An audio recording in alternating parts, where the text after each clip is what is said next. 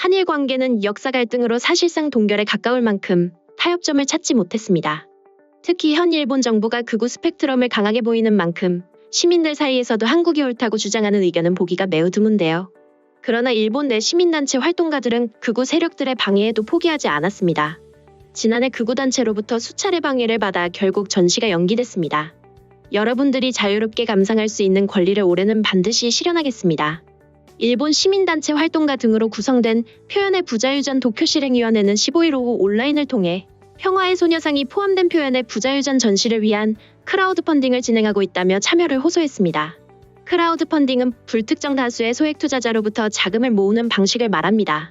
도쿄실행위는 이날 지난해 전시가 연기되긴 했지만 많은 사람들이 응원 메시지를 보냈고 작품을 직접 보고 싶다는 요청도 많았다며 올해 다시 추진하기로 했다고 밝혔습니다. 지난 5일부터 시작된 크라우드 펀딩에는 현재 110명이 참여해 99만 엔이 모인 상태입니다. 그들은 전시를 위해 440만 엔, 약 4,600만 원을 모금하는 것이 목표라고 말했습니다. 표현의 부자유전 위원들은 지난 2015년부터 일왕제도, 일본군 위안부, 강제동원 피해자, 후쿠시마 원전 등 일본에서 불편하게 생각하는 문제를 정면으로 다룬 작품들을 일본 한국 대만에서 전시해왔습니다. 그러나 매번 순탄하지 않았습니다.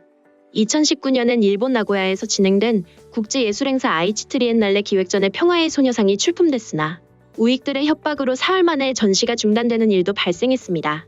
지난해 6에서 7월 도쿄, 나고야, 오사카에도 표현의 부자유전 전시가 추진됐는데 우익들의 방해로 도쿄는 시작도 하지 못했고 나고야는 도중에 전시가 중단됐으며 오사카만 법정 소송까지 가는 끝에 전시에 성공했습니다. 오카모토 유카 표현의 부자유전 도쿄실행위원은 지금 일본에서는 침묵을 강요당하고 있다. 폭력적인 공격으로 자유를 빼앗으려는 행위에 강력히 항의한다며 이번에 다시 시민들의 힘으로 전시를 추진하는 것이라고 말했습니다. 그들의 주장대로 우익 세력과 일본 정부는 계속해서 선을 넘는 행보를 이어가고 있습니다. 최근에는 소녀상 말뚝 테러로 유명한 일본인 스즈키 노부유키가 법정에 출석하지 않아 논란이 된 바 있습니다. 그는 2012년 6월 서울 종로구 옛주한 일본 대사관 앞 위안부 소녀상에 다케시마는 일본 영토라고 적은 말뚝을 묶어 피해 할머니들의 명예를 훼손했습니다. 또 그는 윤봉길 의사 순국비에도 같은 만행을 저질렀습니다. 이 밖에도 그는 자신의 블로그에 일본 대사관 앞에 추군 매춘부상을 설치한 사실에 일본인들이 경로하고 있다는 것을 세계에 알리고 한국의 거짓을 폭로해 일본의 명예를 회복해야 한다고 작성한 바 있습니다. 2015년 5월에는 경기 광주 나눔의 집 등에 위안부 피해자를 모욕하는 소녀상 모형과 다케시마는 일본 고유의 영토라고 일본어로 적힌 흰 말뚝 모형을 국제우편으로 보내 추가로 기소됐습니다. 재판부는 범죄인 인도 청구가 된 것 같은데 아직 범죄인 인도가 진행이 안 되는 것 같다며 검찰의 확인을 요청했습니다. 검찰은 일본에서 검토 중인 것으로 알고 있다고 전했습니다. 이어 재판부는 상당히 오래된 사건인데 적극적으로 협조를 해주시기 바란다며 다음 기일에도 출석을 하지 않는다면 구속영장을 발부해 다시 사법공조 절차에 따른 소환을 진행하겠다고 밝혔습니다. 이렇듯 우익 세력의 행보도 계속되고 있으나 일본 정부도 마찬가지의 상황입니다. 일본 정부는 최근 사도 광산 유네스코 세계유산 등재를 계속해서 추진하려는 행보를 보이고 있습니다. 특히 아베 전 총리가 등재에 대해 한국은 관계없다라고 강하게 주장하면서 더욱 논란이 되고 있습니다. 이는 일본의 유력 잡지계 카나나다의 2022년도 4월호 아베 신조 전 총리의 인터뷰에서 그의 주장을 자세히 살펴볼 수 있었습니다. 아베 전 총리는 담담하게 추진해 나갔어야 한다라고 말문을 열었습니다. 기시다 후미오 총리가 고민에 빠져 판단이 늦어진 점 등을 언급하면서 아쉬움을 보이며 일본 문화심의회가 정밀히 검사 및 검증한 결과 추천 대상으로 선정했으므로 일본 정부가 즉시 추천 결정을 내렸다면 정치적 측면의 문제는 불식시킬 수 있었을 것이다라고 말했습니다. 이어 그는 일본 정부가 결정을 미룬 세 가지 요소인 한국의 반발과 이중잣대 논란, 그리고 준비 부족에 대한 질문에 대해 답변했습니다. 먼저 한국의 반발에 대해 보도가 나오자마자 한국 외교부의 철회 요구를 받은 것. 그는 한국의 대통령 선거로 반일 감정이 더 강해지고 그로 인해 보수 성향의 후보가 불리해지는 것이 아니냐는 이야기들이 나왔다고 밝혔습니다.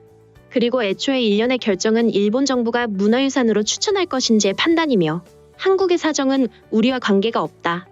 추천을 언제 하건 어차피 한국은 반발할 것이라고 말했습니다.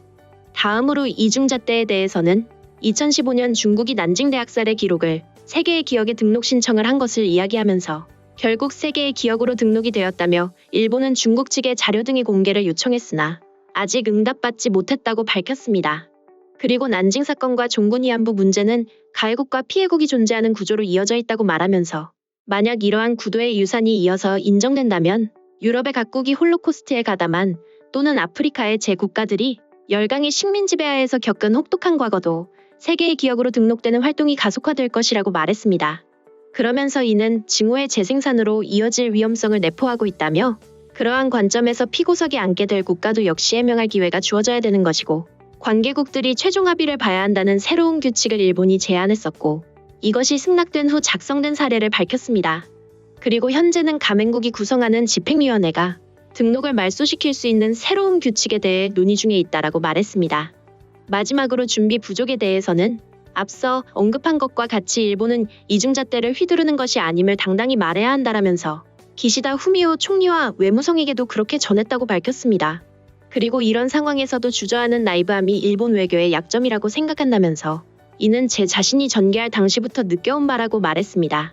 한편 아사히 신문 등 일본 내 언론으로부터의 비판에 대해서는 말씀하신 바와 같이 저희들의 어려움은 일본 쪽 아군으로부터 뒤통수를 맞는 것이라며 물론 정부에 대한 비판은 이해합니다만 일본 정부로선 논리적인 주장을 하고 있음에도 한국과 중국의 주장만 보도되어 버린다라고 말했습니다. 실제형 기시다 정권이 꼭두각시 또는 아베 정권이나 다름없다고 지적받는 만큼 이미 물러난 그이지만 목소리의 힘은 남아있습니다. 때문에 그의 주장대로 정부가 움직일 가능성이 높은 것입니다. 일본 정부와 우익 세력이 계속해서 극우 행보를 보이면서 네티즌들도 같은 반응을 보이고 있습니다. 그런 재판에 출석할 필요성은 조금도 없다. 출석하면 하지도 않은 일들까지 엮어 유죄가 될 것은 뻔해. 상을 세우는 것이 자유였다면 진실을 호소하는 것도 자유다. 그리고 꼭 재판하고 싶으면 ICJ의 다른 문제를 포함해서 해결하면 되는 것 아닌지? 사실을 표명한 것뿐이니 아무 문제가 없을 것 같습니다만 대사관 앞에 상을 설치한 사태가 오히려 더 큰 문제 아닌가요? 다케시마 사태도 전후 한국이 멋대로 편입했으니 이번 재판 사태도 그럴 만도 하지요. 재판 출석을 할 필요가 없으니 당연히 재판을 받을 필요도 없다고 생각합니다. 우리나라 법원의 판결은 법률로 결정되는 것이 아니라 권력자의 감정으로 결정되기 때문에 일본인이 출정한 경우 법률에 근거하지 않는 판결이 나오기 때문에 재판에 출정할 필요가 없습니다. 전부 합법적인 일이었다고는 생각하지 않지만 100가지 중 하나 또는 2개 정도가 문제가 있다는 것으로 전체가 나쁘다고 말하는 것은 아닌 것 같다. 시민단체가 위안부 문제를 문제로 확정하고 싶다면 적어도 100개 중 51개 이상은 인권 문제라는 증거를 제시해야 한다. 역사는 사실을 바탕으로 쓰지 않으면 어느 나라나 마찬가지의 판타지가 되어버리죠. 날조 기사와 수상한 증언 이외에 증거가 없으니 누가 봐도 무리이지 않나요? 재판에서도 피해자의 증언, 게다가 내용이 자주 바뀌어 정합성이 없는 경우 유죄가 되지 않죠. 지금까지 관련 소식을 접한 일본 네티즌들의 반응이었습니다. 오늘 내용이 도움이 되셨다면 구독과 좋아요, 알람 설정 부탁드리겠습니다. 세상의 소식을 전하는 월드리뷰는 계속해서 달려나가겠습니다. 시청해주셔서 감사합니다.